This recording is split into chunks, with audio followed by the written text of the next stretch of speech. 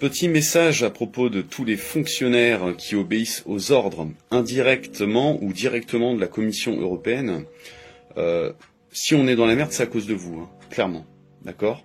Quand je vois les forces de l'ordre aller dans les champs pour veiller à ce que les vaches, tous les bovins français soient abattus, c'est honteux. D'accord ? Vous êtes des traîtres. Vous savez très très bien qu'en retour, qu'est-ce qui va se passer ? Eh bien, on va acheter que la bidoche de la viande de merde qui vient de l'étranger. D'accord ? De la bidoche picousée. Hein, de la viande fabriquée en usine par Bill Gates, hein, dans les laboratoires. C'est ça qu'on va manger, à cause de vous. Et vous comprenez même pas, vous agissez contre vos intérêts. Vous comprenez même pas que c'est ce que vos enfants vont manger. De la merde, on va manger de la merde à cause de vous. Vous êtes en train de mettre à genoux tous les agriculteurs, d'accord ?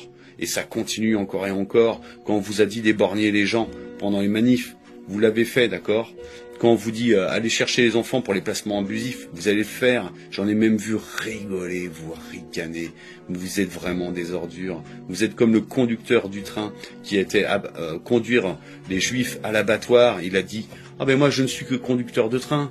Hein. C'est comme le mec qui a balancé la bombe à Hiroshima. Hein. Après il a fait demi-tour, dire ah qu'est-ce qu'on a fait, on savait pas. Et pourtant il y en a une deuxième qui est tombée. Eux ils savaient.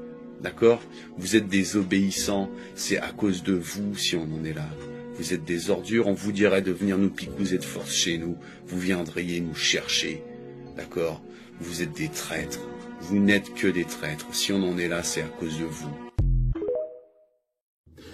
Alors, Macron était même allé plus loin dans son interview ce 18 août sur TF1 et LCI, et en perspective, il a bien la guerre. Regardez ce qu'il a dit, c'est complètement délirant. Macron déclare dans cette interview, les Britanniques, les Français, les Allemands, les Turcs sont prêts à mener des opérations sur terre, dans l'air, en mer. On parle de l'Ukraine, hein. Mais le journaliste lui dit, mais s'il y a une provocation russe après un accord de paix, est-ce que ces soldats seront forcés de se battre ? Macron répond, c'est l'objectif de ces garanties de sécurité. Donc la guerre présentée comme objectif. L'interview est délirante. Macron vient de se griller tout seul. Écoutez bien, soyez très attentifs, écoutez bien ses propos. Assurance dans les airs, en mer, sur terre, pour montrer un signalement stratégique et dire la paix en Ukraine durable, c'est aussi notre sujet. Mais traduisez s'il vous plaît, signalement stratégique, c'est la langue, disons, rassurante, mais pour être très concret, est-ce que ça veut dire que si les Russes attaquent à nouveau ensuite, c'est la guerre? C'est-à-dire que les soldats français, anglais, etc. seront forcés de se battre. C'est l'objectif de ces garanties de sécurité. Vous avez entendu ?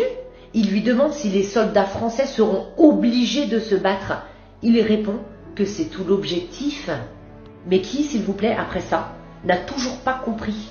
Qui, après des propos comme ça, n'a pas compris? Oui, parce qu'il y a des gens qui n'ont toujours pas compris. C'est un petit peu comme les gens qui ne comprennent pas, qui s'offusquent, qui tombent de haut de voir la France s'écrouler petit à petit, mais il l'a dit de sa propre bouche. Il suffit d'écouter, d'être attentif. N'oubliez pas de vous abonner et de mettre un commentaire. Qui n'a toujours pas compris la manipulation et l'objectif d'Emmanuel Macron? Poutine vient de dévoiler le plan de Macron et de Zelensky au monde entier et ça sent pas bon pour les Français. Le président français souhaite impérativement rentrer en guerre avec la Russie dans le but de rester au pouvoir après 2027. C'est ce que Macron et les dirigeants de l'Union européenne veulent faire. Prolonger indûment leur pouvoir sans élection, prouvant que nos démocraties sont une illusion. Poutine déclare qu'un paquet de décisions doit être pris par le Conseil constitutionnel. Mais aujourd'hui, on le sait très bien, Zelensky est une fraude. Il a massacré l'intégralité des habitants de l'Ukraine pour rester président. Le jour où la guerre s'arrête, il n'est plus là et pourrait même être tué. Poutine refuse de signer des traités de paix avec un président qu'il juge illégitime. Macron, poussant pour encadrer la frontière russe avec des troupes de l'OTAN, risque de provoquer un incident direct, nous entraînant en guerre. Il utilise le narratif d'une Russie menaçante, une guerre pour l'instant cybernétique, mais qui peut déraper du jour au lendemain. C'est le scénario que préparent les élites européennes pour se maintenir au pouvoir en supprimant la souveraineté populaire. Ils instrumentalisent un conflit externe pour justifier des mesures autoritaires en interne. Je suis tout à fait d'accord avec Emmanuel Ostian. Oui, bien sûr, il nous aura décidément tout fait. Oui, c'est méprisable. Bien sûr, il y a 1001 choses infiniment plus importantes que cette baffe, cette torgnole qu'il a pris en plein visage, vrai ou faux, peu importe.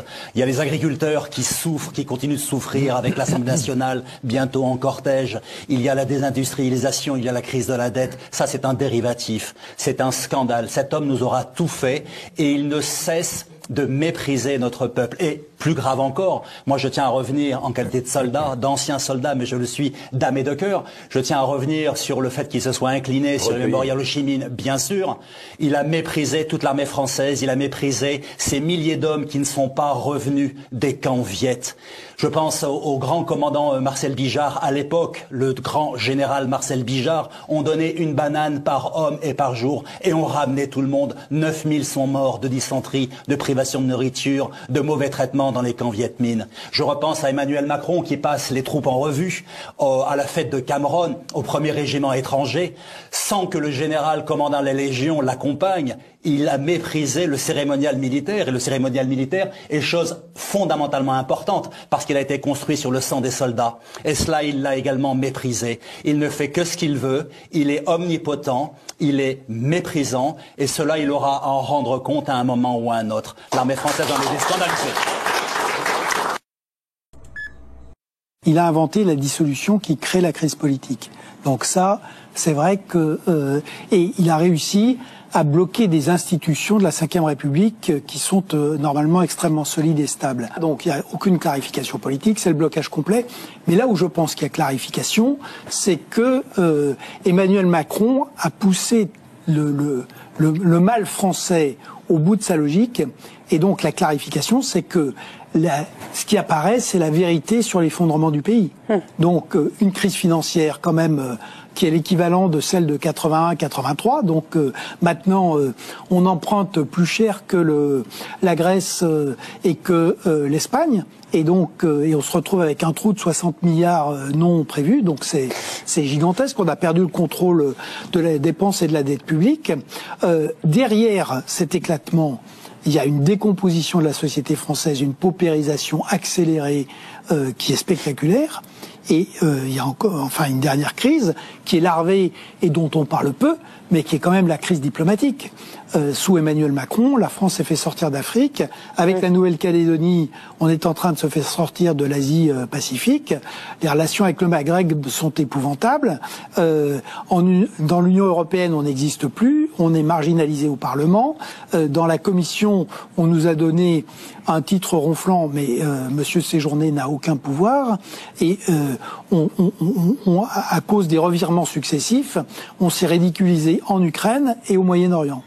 Donc, voilà le tableau.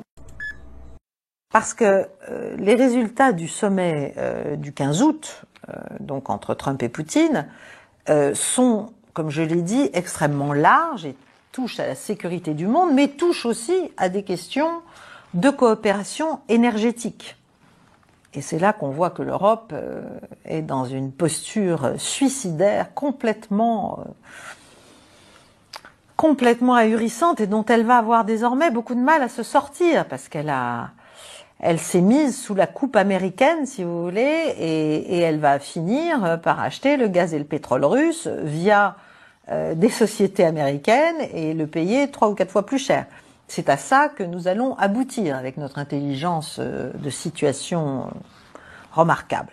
Donc, ce qu'il faut savoir, c'est que je crois même en amont du sommet, donc c'était peut-être une sorte de geste de Poutine, on dit que ça a été signé juste en amont de la rencontre avec Trump, peut-être tout de suite après. En tout cas, Vladimir Poutine a signé un décret, j'en ai aussi parlé sur Europe 1 très très brièvement, un décret permettant la reprise de l'exploitation conjointe russo-américaine du projet de Sakhaline 1, dans l'île de Sakhaline, enfin au large de l'île de Sakhaline, donc avec Neftegaz, qui est la succursale, si vous voulez, d'Exxon pour ces parties du monde. Donc il y a une coopération vitale en fait qui est renouée. Il faut savoir qu'Exxon s'était retiré précipitamment en 2022, évidemment, du marché russe, sous la pression, etc., et avait perdu plus de 4 milliards dans cette affaire. Donc là, on prend la mesure quand même de la naïveté européenne, du ridicule de la posture européenne et de notre impuissance énergétique qui est auto-consentie. Hein. Donc c'est ça, on va tout payer 3-4 fois plus, ce sera marqué américain, mais en fait ce sera quand même du gaz ou du pétrole russe, quoi. Bon. Je sais pas si, voilà. Et quant à Total, à ma connaissance, ils sont plutôt sortis des projets, enfin ils sont plus du tout, ils sont peut-être pas persona non grata, mais en tout cas, voilà, la France est hors jeu pour l'instant, dans tous ces domaines. Bon. On pourrait dire, la préoccupation organisatrice, c'était la survie de la société. Donc avec ce qu'elle impliquait de domination, d'autorité, d'appartenance des individus à des groupes, de respect des traditions. Tout ça a volé en éclats, c'est littéralement volatilisé en créant un nouvel espace, celui de la mondialisation, pas de frontières. En fait, l'idée que les États-nations sont une espèce de monstre temporaire qui a régné quelques siècles mais qui va disparaître au profit d'une société civile mondiale, que les relations sociales, toutes, y compris par exemple ces relations primordiales que sont les relations entre les sexes, doivent être réglées par le droit. Et puis que l'idée même de tradition relève d'un obscurantisme réactionnaire qu'il faut absolument bannir, puisqu'on est là pour changer. Qu'est-ce que je dois changer? Voilà la première question de n'importe quel responsable arrivant où que ce soit. L'héritage, c'est ce qu'il faut bannir. À l'arrivée, ça donne en effet au moins un désarroi intellectuel considérable dans l'esprit des acteurs, pour la plupart d'entre eux, quelques heureux satisfaits, et une espèce de perte des repères pour les gens. C'est un aspect très important du conflit nord-sud, nord-sud global, comme on dit. Des gens qui ont perdu tout repère, y compris géopolitique, qui ne raisonnent plus de façon géopolitique, et des gens qui campent, eux, sur des repères traditionnels, ne comprennent pas à qui ils ont affaire, et nous voient comme des malades sur lesquels, des malades faibles, sur lesquels ils peuvent en plus exercer une autorité nouvelle pour eux, qui compte bien exploiter. C'est un aspect très important, à mon sens, de la conjoncture sur le plan géopolitique. Nous sommes perçus comme faibles par des gens qui pensaient que jusqu'à présent, il fallait être très prudent. Eh bien, ils ne le pensent plus. Ils pensent qu'ils ont la main, que nous sommes finalement des décadents, qui certes conservent quelques moyens, mais résiduels. En nouvelle de dernière heure, Yves, la GRC a procédé à l'arrestation d'un adolescent pour terrorisme. Il aurait eu l'intention de se procurer des armes de type AK-47. Assez troublant cette affaire, Marianne. Effectivement, la GRC ne veut pas me dévoiler l'âge de l'adolescent pour des fins d'enquête, dit-on. Mais ce que je peux vous dire, c'est qu'il comparaîtra demain en chambre jeunesse. C'est un mineur qui aurait au moins voulu perpétrer une attaque au nom du groupe armé État islamique. Il aurait notamment publié des propos menaçants sur les réseaux sociaux également. Il a été appréhendé donc plus tôt cet après-midi vers 13h30 dans le secteur Côte-des-Neiges à Montréal, sans incident lors de son arrestation. Effectivement, Marianne, je viens de parler rapidement au caporal Éric Gasse de la GRC ici à Montréal qui me confirme que l'adolescent avait l'intention de se procurer des armes longues de type AK-47 pour une attaque. Il voulait au moins commettre une attaque au nom de l'État islamique. Alors, on va surveiller la comparution de ce mineur. C'est prévu demain à Montréal, en chambre jeunesse. Voilà pour cette affaire de dernière heure. Este foi o que puxou lá abaixo, o que não estava connosco. Deixa que eu puxo abaixo. Dá lá, por favor, deixe-nos trabalhar. Vale. Vês onde puxo o nome. Acabou de apunhar a hora este. Deixa-nos trabalhar, mire. Alors vous avez un système pour modifier la météo qui a été déposé en 71 par Robert Knollenberg. Donc ça c'est l'US patente 356-425-3. Ce brevet concerne un dispositif permettant d'introduire des substances chimiques dans l'atmosphère à l'aide de fusées ou de ballons pour provoquer des changements météorologiques comme l'ensemencement des nuages. Il est conçu pour disperser des particules, notamment d'iodure d'argent, dans les couches supérieures de l'atmosphère, dans le but de modifier la formation de nuages, notamment pour provoquer ou éviter les précipitations. Modification des tempêtes, brevet Eastland 2003, ça c'est l'US patente 2003-008-529-6. Donc déposé le 16 mai 2023, ce brevet décrit une méthode et un système pour perturber des ouragans et autres tempêtes à grande échelle en utilisant des technologies de micro-ondes à haute énergie. Oh, ça veut dire la capacité à perturber un ouragan à distance. Comme je vous l'ai dit, un brevet c'est public. La possibilité que les Américains aient envisagé de faire cela à l'échelle militaire et à l'échelle la plus confidentielle qui soit, et bien sûr de traités de complotistes quiconque aurait envisagé qu'ils eussent cultivé cette intention malveillante, me semble assez plausible.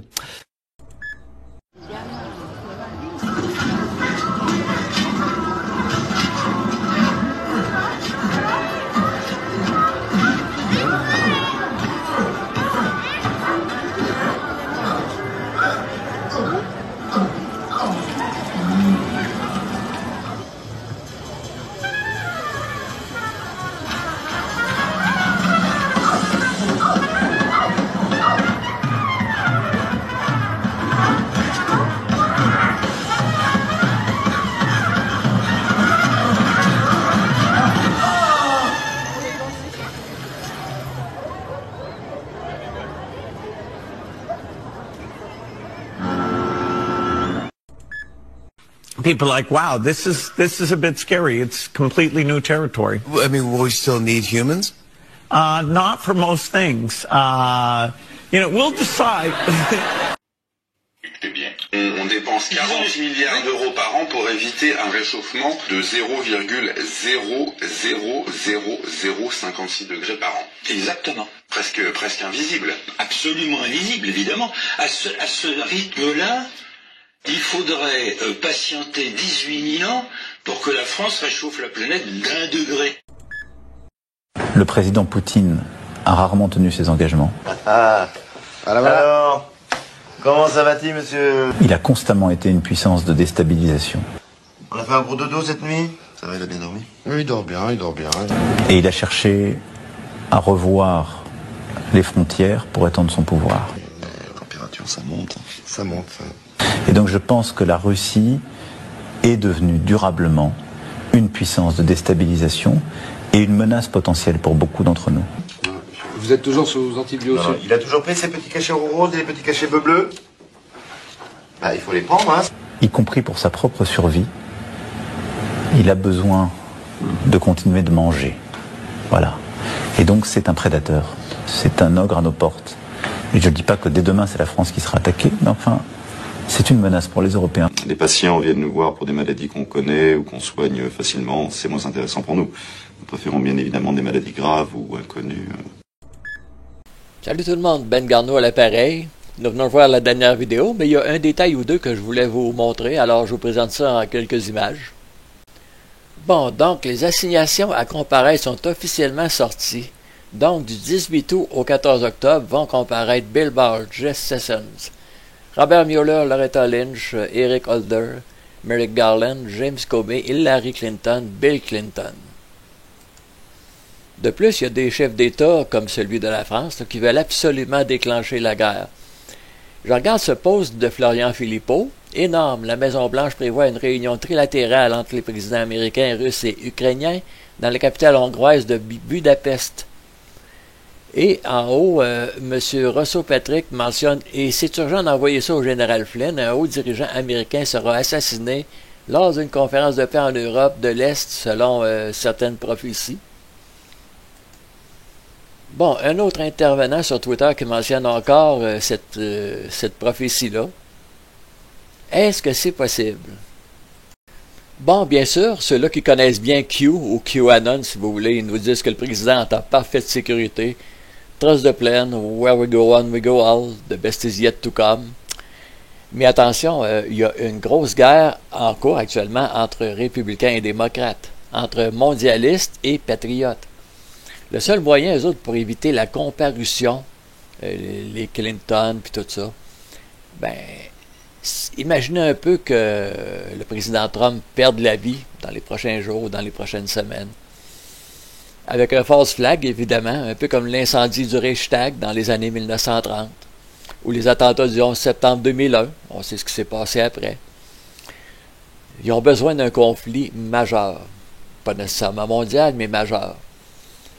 Le petit mot que je veux vous insérer, c'est ceci. Si jamais, effectivement, le président Trump perd la vie n'importe quand durant son mandat, à cause, non pas de cause de mort naturelle, mais à cause d'un meurtre, disons les choses comme le sont,